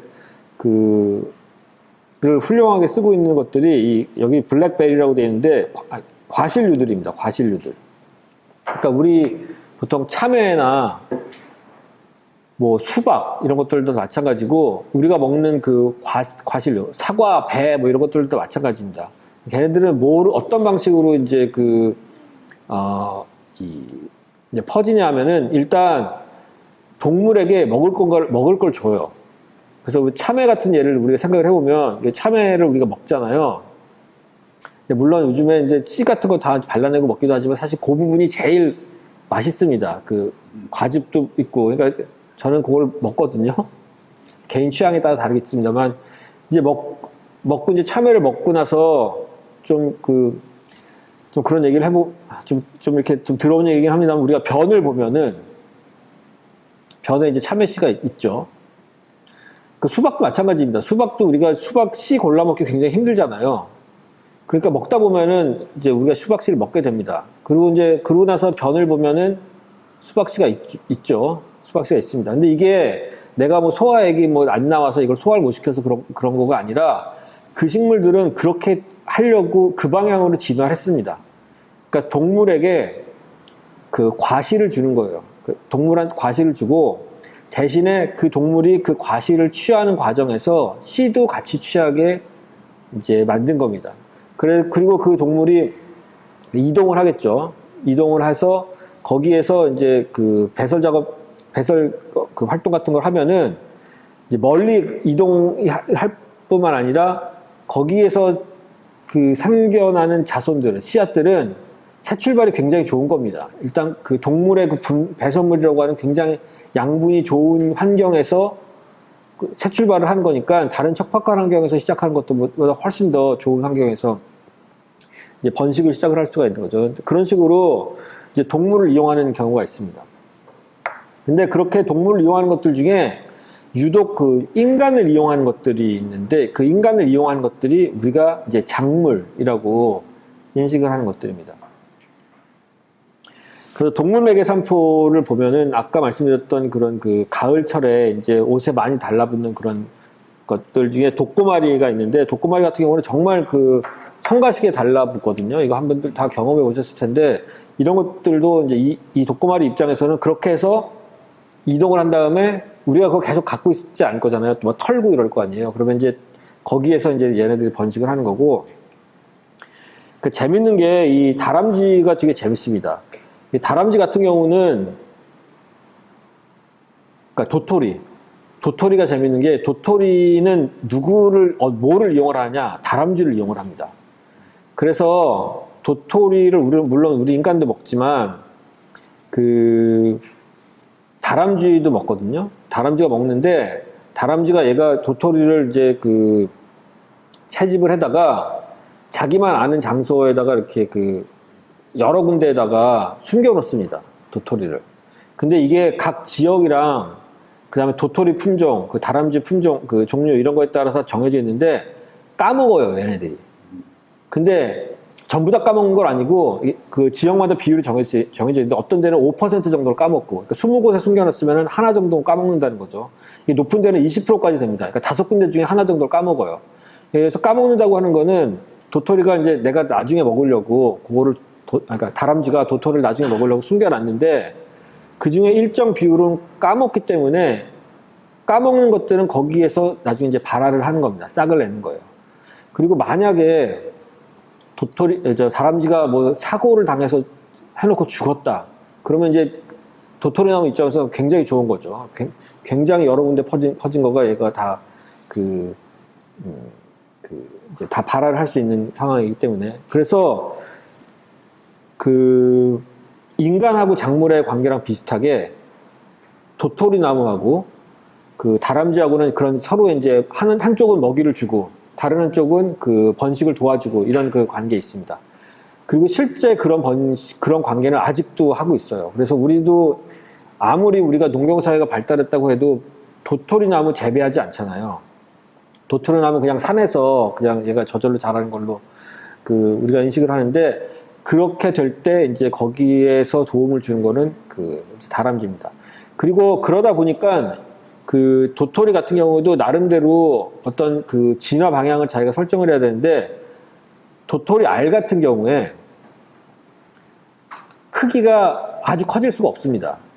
왜냐면은 다람쥐가 물고 이동을 해야 되거든요. 그걸 만약에 사람에 의존했다 그러면은 도토리가 이제 좀 커져도 괜찮을 거예요. 그래도 이제 사람이 들고 손으로 이동해도 이동할 수 있지만 이동할 수 있기 때문에. 근데 다람쥐와 공생관계에 있기 때문에 다람쥐와 공생관계이기 때문에 도토리 같은 경우에는 아주 막 알이 굵은 거가로 진화하지 못하고 다람쥐가 물고 이동할 수 있을 정도의 크기에서 이제 머물게 됩니다. 그리고 이제 아까 말씀드렸듯이 이런 식으로 이제 식물들이 나름대로 번식 방법이 다 다른데 유독 인간을 이용을 해서 번식하는 것들이 있는데 그것들을 우리가 이제 작물이라고 인식을 하는 겁니다. 그래서 대표적인 것들이 우리가 이제 먹는 쌀이라든가 밀, 보리, 그 다음에 과실류 같은 것들도 다 마찬가지고 다 동물들을 이용을 해서 산포합니다.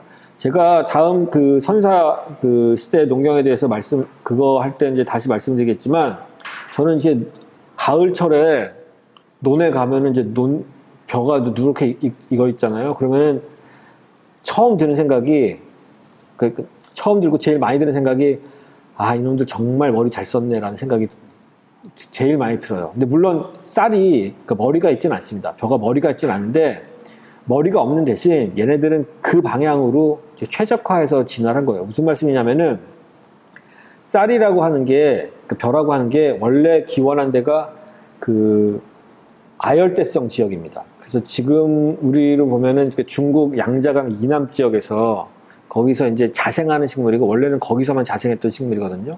근데 그게 막 퍼져서 한국으로도 퍼지고 일본으로도 퍼지고 그 다음에 저쪽 신대륙 원래는 거기에는 전혀 없던 건데 신대륙으로도 퍼지고 그랬습니다. 그래서 원래는 굉장히 작은 지역에서만 자랐던 식물인데 이게 한국으로 퍼졌다라는 거죠. 근데 그러면은 한국에는 원래는 지금 우리가 논을 만들고 있는 그 지역에는 옛날에 벼농사를 짓지 않았을 때 신석기 시대라든가 뭐 그런 선사시대 때는 거기에는 뭐가 있었을까?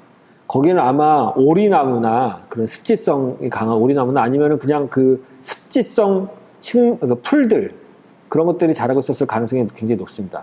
그런 것들이 어떻게 보면은 거기에 이제 원주민들이거든요. 원래 살던 생명체들인데 그런 것들을 외래종들이 와서 이제 거기 이제 파고 들어가기 시작하는 거죠. 근데 그렇게 걔네들이 할 수 있었던 건 뭐냐면은 인간을 이용했기 때문이에요. 인간이라고 하는 동물을 이용을 해서 자기네들이 씨앗을 그렇게 퍼뜨리고 대신 인간은 밥을 얻습니다. 우리는 식량을 얻죠. 식량을 얻는 대신 쌀의 입장에서는 벼의 입장에서 보면 자기네들이 번식 또 확실하게 얘네들은 1년살이 한 해살이 풀인데 확실히 내년에 또 자기네들이 지역에서 우점할 수 있는 그런 환경을 만드는 그런 과정을 거치게 됩니다. 그래서 저는 농경에서 굉장히 중요한 것 중에 하나가 식물을 재배하는 건데 식물을 재배하는 거는 결국은 그러니까 식물하고 동물하고의 어떤 그 공생관계의 하나로 봐야 된다. 근데 그 식물하고 동물의 공생관계가 아까 말씀드린 것처럼 다람쥐와 도토리와의 관계도 있지만 인간하고 식물하고의 이제 관계도 있습니다. 그래서 이게 둘 다 서로 좋은 거예요. 서로 윈윈 전략입니다. 식물도 자기가 번식을 하고 씨앗을 그만큼 널리 퍼뜨릴 수 있는 거고, 인간도 자기 자손을 또 널리 퍼뜨릴 수가 있는 거예요. 그 식량을 먹으면서. 그렇게 해서 이제 서로 그 이익을 주는 관계인데, 여기에서 이제 이게 그렇게 하다 보면은 유전적, 형태적 이런 그 변화가 발생합니다. 여기 변화가 빠졌네요. 재배와 사육을 통해 식물과 동물상의 유전적, 형태적 변화 발생입니다. 변화 발생. 그래서 저는 이거를 뭐 결혼이나 친구 사귀기 이런 개념으로 이해하는 게 이제 바람직하다고 생각하는데, 그건 뭐냐면은 우리가 결혼을 이렇게 생각을 해보면 전혀 안 맞는 사람이랑 할 수는 없거든요. 친구도 마찬가지고 나랑 전혀 안 맞는 사람이랑 뭐 그 친구를 할 수가 없습니다. 그러니까 결혼 같은 걸 하려면 어느 정도는 맞아야 돼요. 근데 살다 보면은 완전히 그 딱 맞지 않기 때문에 어느 정도 자기를 바꿀 수밖에 없습니다. 그래서 우리가 그 식물하고의 그 재배 관계에도 생각을 해볼 때 완전히 우리가 정말 우리랑 안 맞는, 인간이랑 안 맞는 그런 식물들하고는 우리가 처음부터 이런 공생관계에 진입을 하지 않겠죠. 근데 우리가 일단 어느 정도 진입을 하면은 그거는 우리한테 맞는 식물이라는 거예요. 근데 우리한테 맞는 식물이라고 하더라도 우리한테 딱 맞을 수는 없습니다. 그러니까 결국은 인간도 그 식물에게 뭔가를 맞추다 보면은 우리의 그 행동이나 그런 것들을 바꿔야 되고, 그 다음에 식물도 거기에 우리한테 그 의존을 하려다 보면은, 번식을 우리한테 의존하려다 보면은 걔네도 뭔가 바뀌어야 돼요. 그래서 걔네한테 그 식물상에서 바뀌는 변화를 우리가 도메스티케이션이라고 이제 그 하는데, 이거를 한자로 하면은 순화라고 합니다. 그래서 좀 야생에 있는 게 아니라 우리 인간에 조금 더 가까운 방식으로, 더 맞는 방식으로 식물이 변한 거를 순화라고 하고, 그 다음에 식물에 맞게 우리가 바뀌는 것, 그게 또 문명의 그런 요소들이 있습니다. 이제 그런 것들이 있어서 사실 어느 한쪽이 일방적인 게 아니라 상호 이제 서로 바뀌어 나가야 된다. 그래서 일단 제가 오늘 중점적으로 말씀드릴 거는, 그러면은 식물이나 동물에 어떤 이제 변화가 있는가. 그 전에 이제 동물을 잠깐 보면은, 여기 보면 이제 맨 왼쪽이 야생소거든요. 근데 사람들이 그 야생 동물을 이제 수렵 채집하다가 야생 동물을 이제 키우기 시작을 하면은 야생 동물이 좀 크기가 작아집니다. 그러니까 사람들이 초기에 그 가축으로 했던 것들은 좀 작아져요. 좀 크기가 작아집니다. 그러니까 크기가 크고 성질이 사나우면 인간과 관계를 맺기가 쉽지 않아요. 그러니까 왜 그러냐면 우리 입장에서 보면은 소나 이런 것들이 아무리 얘가 초식 동물이고 그렇다고 하더라도 굉장히 덩치가 크고 그러면 다루기가 힘들겠죠. 그렇기 때문에 초기에 사람들이 사육하는 거는 가급적이면 좀 순하고 작고 그런 경우가 많습니다. 그래서 지금 야생소 같은 경우는 굉장히 이제 크기가 큰데, 그거에 비하면은 초기에 그 유럽에서 이제 그 사육했던 것들은 크기가 좀 작습니다. 이런 것들도 이제 이런 거 도메스티케이션이죠. 순화된 거예요. 좀 인간에 맞게. 그 다음에 지금 요거는 이제 고고학 사례인데, 그냥 단편적으로 딱 보여준 사례입니다. 왼쪽은 이제 소발굽인데, 소발굽이 어떤 건 크고 어떤 건 작아요. 큰 게 있고 작은 게 있는데, 이거 작은 게 초기에 가축화된 것들입니다. 그리고 큰 거는 이거 야생종이에요. 요거는 이 시리아 그 중동 지방에서 이제 발견된 건데, 그러니까 야생종들은 크지만 이 초기의 가축들은 좀 작습니다. 물론 이게 그 수컷이냐 암컷이냐의 차이도 있고 연령 차이도 있고 이런데, 같은 그 기준으로 봤을 때 그렇다는 거고, 그 다음에 돼지 어금니 같은 경우, 이것도 이제 어금니입니다. 근데 오른쪽 같은 경우는 막 뿌리도 잘 살아남아 있고 굉장히 크고 이렇고, 왼쪽의 어금니 같은 경우는 뿌리가 이제 다 사갑고 상대적으로 작고 이랬습니다. 근데 요 작은 게 가축화된 거죠. 그리고 이 거친 아주 사납게 생긴 어금니를 가진 돼지가 이 야생종입니다. 우리가 멧돼지를 생각을 해보면은, 멧돼지는 야생 상태에서 살아남아야 되기 때문에 거친 음식을 먹어야 되고, 그 땅도 잘 파야 되고, 그렇기 때문에 어금니가 굉장히 중요합니다. 근데 우리가 집돼지를 생각을 해보면, 집돼지는 보통 우리가 잔반을 주잖아요. 그러니까 집돼지가 먹는 음식은 인간도 씹을 수 있는, 우리가 먹던 걸 주는 거기 때문에 우리도 씹을 수 있는 굉장히 부드러운 거를 걔네들을 주기 때문에 사실 집돼지 입장에서는 그렇게 막 크고 억센 어금니를 가질 필요가 없고 굉장히 순한 음식을 먹습니다. 그러다 보니까 이제 어금니 상에서도 변화가 오죠. 그래서 사실 동물도 마찬가지입니다. 동물도 인간하고 이제 같이 살고 인간의 가축화로 되다 보면은 동물들의 몸도 변하고 그걸 먹는 인간들의 이용하거나 먹는 인간들의 몸도 변하죠. 식물 같은 경우에 어떤 변화가 있느냐. 제가 이제 몇 가지로 이제 정리를 해놨는데 야생식물이었는데 원래 야생식물이었는데 그거를 인간들이 재배를 하기 시작을 하면은 야생식물들은 어떠한 변화 과정을 거치느냐. 일단 발화율이 높아지고 동시에 발화를 합니다. 이게 굉장히 중요한 특징인데 이건 무슨 말이냐면은 야생종들은 씨앗이 동시에 발화하지 않아요. 그러니까 지금 우리 입장에서는 우리가 농부가 이제 씨앗을 뿌리잖아요. 그러면은 올해 이제 내년 그러니까 봄이 돼서 뿌리면은 얘가 다 발화를 할 거라고, 다 씨앗을 낼 거라고 이제 예상을 하는데, 그러니까 야생종 같은 경우에는 이것도 이제 비율이 정해져 있습니다. 뭐 한 30% 정도는 올해 발화하고, 그 다음에 30% 정도는 그 다음에 발화하고, 그 다음에 20%, 10% 이렇게 줄어갖고 점점 달라져요. 근데 그러니까 이거를 동시에 발화하지 않습니다. 근데 왜 그러면 야생종들은 그런 식으로 살았는데 재배종들은 동시에 발화할까? 야생종들은 왜 그렇겠습니까? 이건 위험 분산입니다. 위험 분산. 그러니까 우리가 달걀 같은 걸 한 그릇에 담으면 안 된다. 뭐 그런 얘기도 있죠. 그러니까 이게 자손들의 입장에서 동시에 딱 발화를 했는데, 동시에 싹을 냈는데, 그해 재수 없이 동물들이 와서 그걸 다 잡아먹었다라든가, 아니면 그해 가뭄이 심하게 들어서 다 죽었다라든가, 그러면은 이제 멸종하는 거기 때문에 그 위험 분산 차원에서 시기적으로 좀 조절을 해서 일시적으로만 제한적으로만 발화를 합니다. 근데 이게 재배종이 되면 더 이상 그럴 필요가 없어져요. 왜냐면 인간이 보호해 줄 거라고 하는 그런 믿음이 있고 그 방향에서 진화를 했기 때문에 그게 없어집니다. 그 다음에 열매 같은 번식 기관의 크기가 증가하고, 그 다음에 열매가 아니더라도 뿌리나 줄기 등 중에서도 인간이 이용하지 않는 이용하는 부분이 비대해집니다. 그러니까 우리로 치면은 요즘에 딸기 같은 것도 굉장히 막 커지잖아요.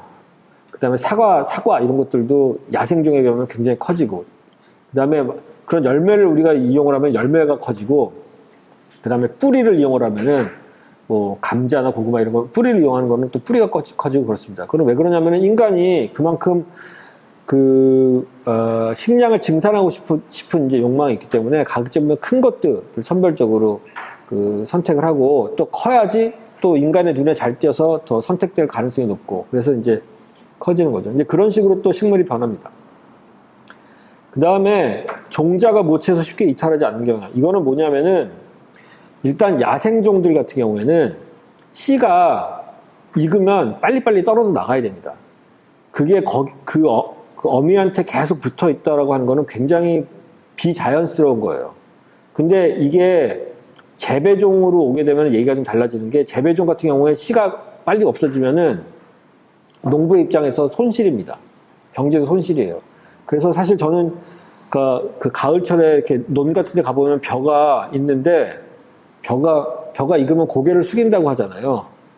그래서 벼가 아주 그냥 알이 굳게 익었는데도 그것들이 떨어지지 않고 익어서 그 벼가 이렇게 고개를 숙이고 있는 모습을 보면은 참 비자연스럽다라는 생각을 하거든요. 비자연적이다. 이거는 이렇게 되면 안 되고, 익으면 빨리 떨어져서 모체로부터 이탈해서 빨리 가서 딴 데 가서 발화할 준비를 시작을 해야 됩니다. 싹을 준비를 해야 되는데, 지금 우리가 이제 먹는 벼들은 다 그렇지 않죠. 이거 와서 농부가 잡아 뜯기 전까지 거기 그냥 붙어 있습니다. 왜 그러냐면은 그 방식으로 걔네들은 진화했기 때문이에요.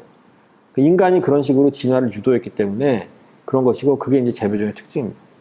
그 다음에 가시나 독성 같은 식물체를 보호하기 위한 성질도 이제 감소가 되죠. 아무래도 우리 인간이 그 이용해야 되기 때문에 가시도 줄어들고 독성도 줄어들고 그렇습니다.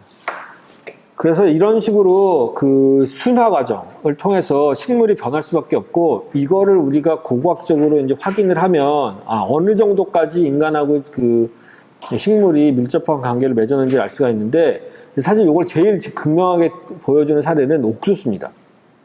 그래서 옥수수 같은 경우는 이제 우리나라에 자생하는 식물이 아니고 요거는 그 멕시코에서도 고산지대에서만 자라던 거고 원래 그 이제 오른쪽 사진이 옥수수라고 하는 거는 이제 우리가 쉽게 알 수 있는데 이제 요게 이제 테오신테라고 해서 이게 원래 이게 발음이 스페인어인데 영어 발음으로 써갖고 어떤 사람은 테오신테라고 하고 어떤 사람은 티오신테라고 하고 그 발음 제각각입니다.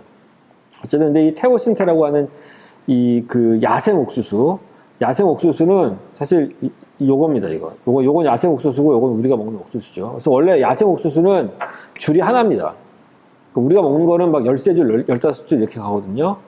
근데 원래 야생 옥수수는 줄이 이렇게 하나고, 그 다음에 껍질도 굉장히 딱딱해요. 여기서 껍질이라고 하는 거는 이 껍질이 아니라 그 옥수수의 그 전분 부분을 그 싸고 있는 그 껍질이 딱딱합니다. 그 다음에 이 테오신트 같은 경우는 얘가 익으면은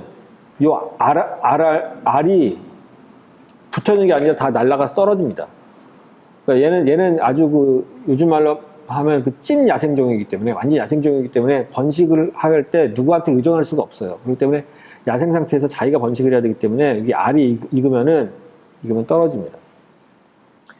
그 다음에 크기도 이제 굉장히 작고, 여기가 지금 동전이 여기에 우리나라 돈으로 한 100원짜리 동전 정도 된 거거든요. 그래서 100원짜리 동전에 비교해 봤을 때 굉장히 작고, 사실 100원짜리 동전이라고 생각해보면 지금 옥수수는 훨씬 더 크죠. 그래서 지금 우리가 먹는 옥수수는 테오신테에 비하면은 굉장히 크게 진화한 식물입니다. 그래서 완전히 우리가 원래는 같은 식물이었다고 인식할 수 없을 정도로. 근데 이거가 결국 이제 고고학적으로 다 확인이 되거든요. 그래서 요거는 지금 옥수수대입니다. 옥수수대가 유적에서 발견된 거를 이제 시기별로 이렇게 비교를 해놓은 건데, 이 옥수수가 한 500년 전 정도가 된 거고, 요게 맨 왼쪽에 있는 게 7,500년 전 정도입니다. 그러니까 이 지금 제일 작은 거랑 제일 큰 거하고의 연대 차이는 한 7,000년 정도가 차이가 나는데, 이 7,000년 사이에 점점 이게 크기가 커졌다는 걸 알 수 있겠고, 사실 이거를 보더라도 이게 지금 테오신테가 아니에요. 이건 벌써 몇 줄이 생긴 거기 때문에 이미 테오신테보다 조금 더 진화한 겁니다. 그러니까 이거는 이미 재배가 된 거고, 이거의 야생 상태가 있었을 건데, 야생 상태에서 쭉 변화가 이제 된 거라고 이해를 할 수가 있습니다.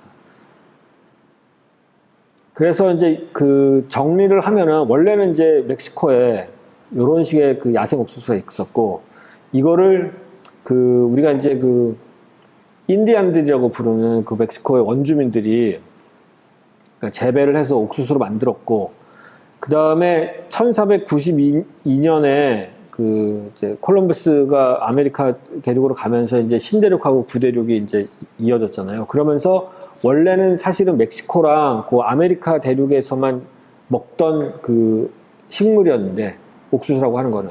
그러니까 지금 미국, 멕시코, 그 다음에 남미, 여기에서 먹던 거였는데, 그게 이제 유럽으로 넘어가서 이제 먹게 됐죠. 그래서 우리나라에 들어온 거는 요 단계에서 들어왔을 겁니다. 조선시대에 들어왔을 거니까, 옥수수는 요 단계에서 들어왔을 거고, 그 다음에 이제 1947년 이후에 옥수수 산업이 이제 굉장히 많이 번창을 해서, 또 이제 우리가 먹는 그런 새로운 하이브리드 옥수수가 이제 생겨나죠. 그러니까 1947년이 이게 왜 47년이냐면은 이때 2차 세계대전이 이제 끝나거든요. 1945년에 끝나는데 질소가, 무기를 만드는데 질소가 그렇게 많이 사용된다고 그래요. 그래서 2차 세계대전 동안에 미국에서 질소 공장을 많이 만들었습니다. 근데 전쟁이 끝나니까 질소 공장이 필요가 없잖아요. 근데 그럼 질소 공장을 뭘 할까 하다가 이거를 다 비료로 만듭니다. 그리고 그 비료를 만들어서 뭐로 이제 그 재배하는 데 쓰느냐? 이거를 그 옥수수를 재배하는 데 써갖고, 옥수수가 이때 또 옥수수 산업이 한 번 또 크게 됩니다. 그 번창하게 됩니다. 그래서 크게 보면은 이런 식의 이제 변화를 거치면서 옥수수가 이제 진화해 왔습니다.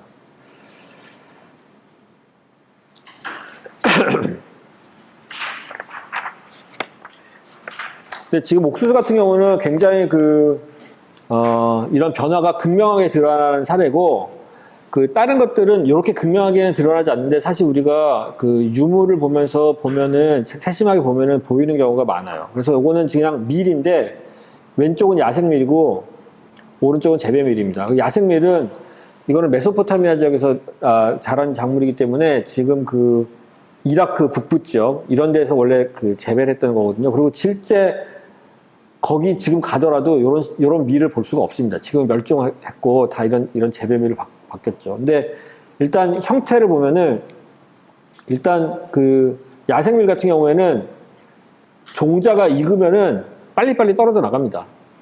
그래서 그게 이런 식으로 빨리 떨어져 나가고, 재배밀은 끝까지 붙어 있죠. 그래서 요 밑동이라고 내가 표현한데, 요 꽃대랑 밑동이 형태가 다릅니다.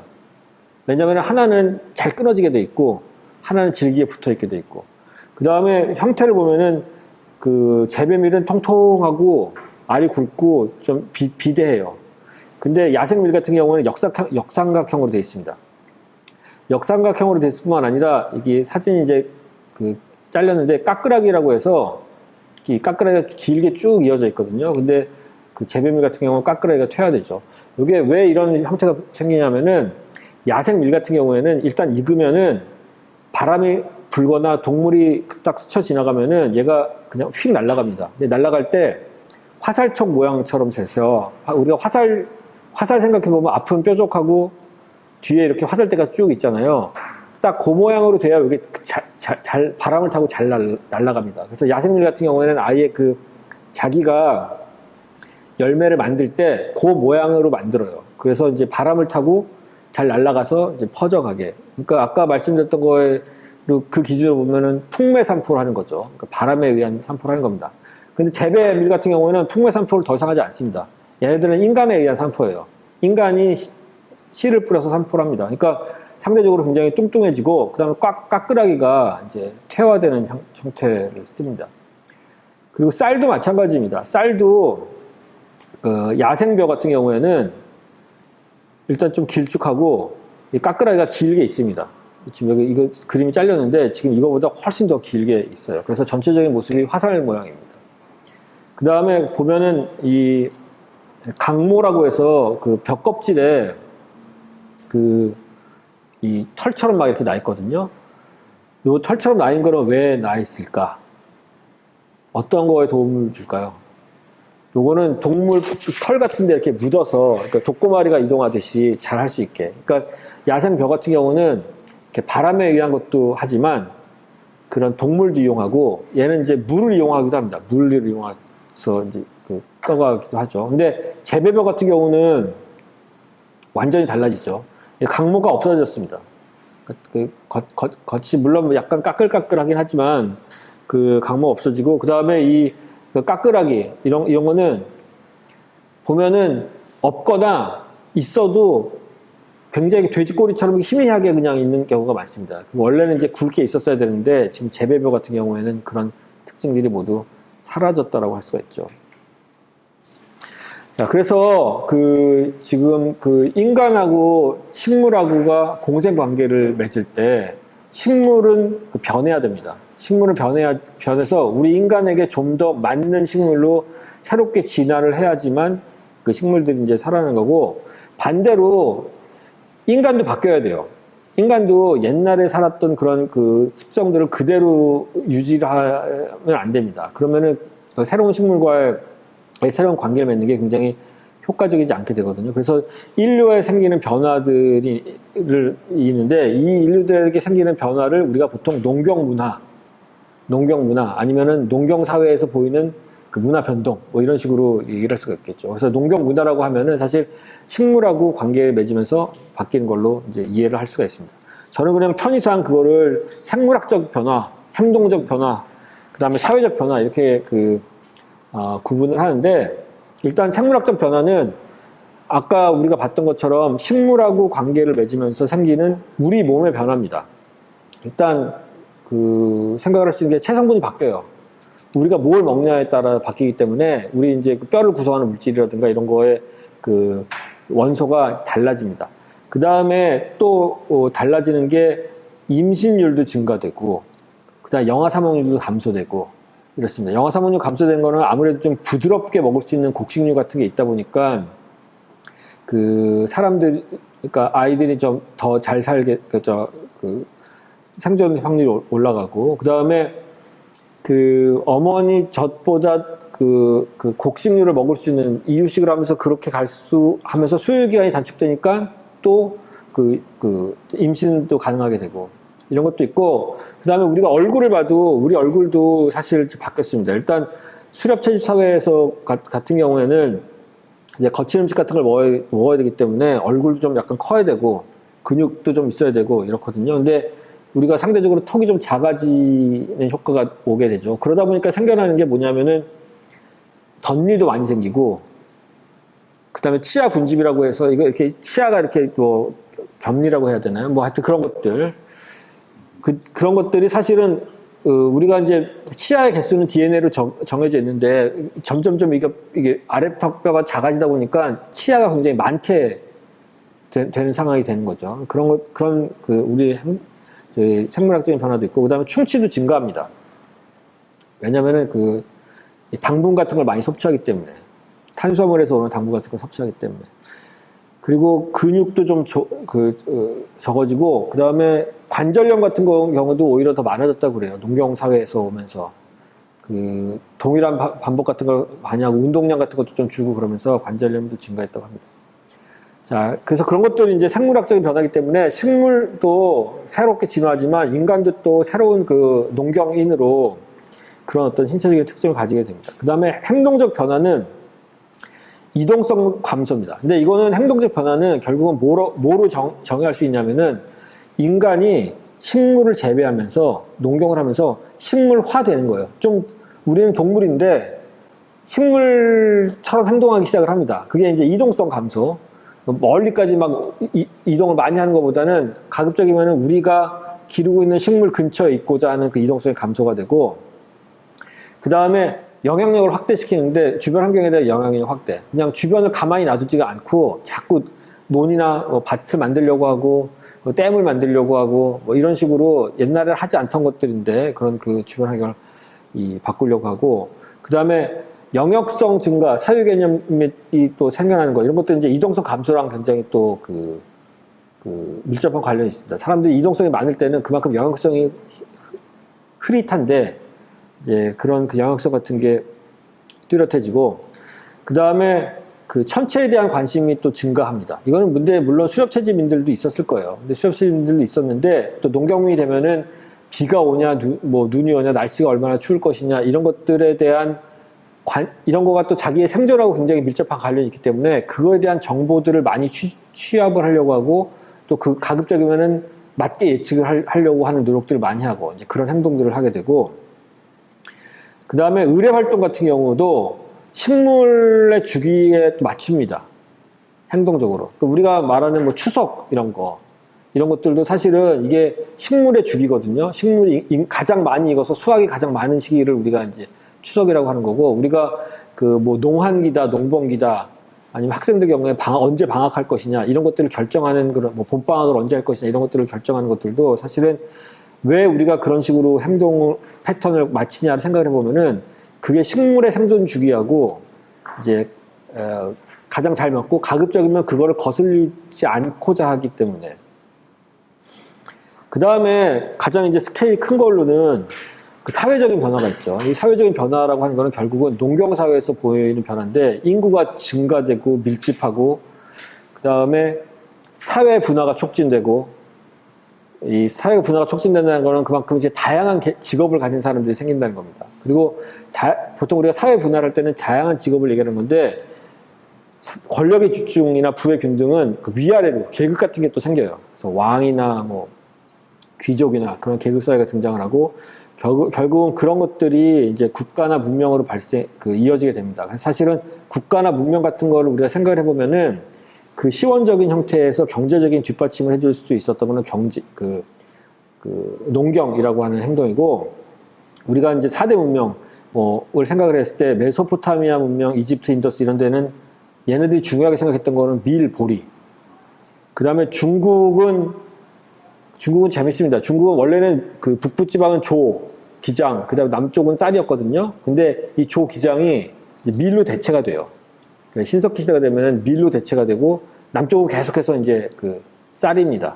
근데 사실 쌀이 더 생산성이 높아요. 그래서 중국도 보면은 이게 북쪽보다는 남쪽이 어떤 경제적인 그 부가 많은 그런 건데, 어쨌든 중국 같은 경우에는 조 쌀에서 밀쌀로 바뀌고, 거기까지는 이제 그 구대륙이고, 그다음 신대륙, 마야, 아즈텍, 잉카 이런 데는 옥수수가 굉장히 중요합니다.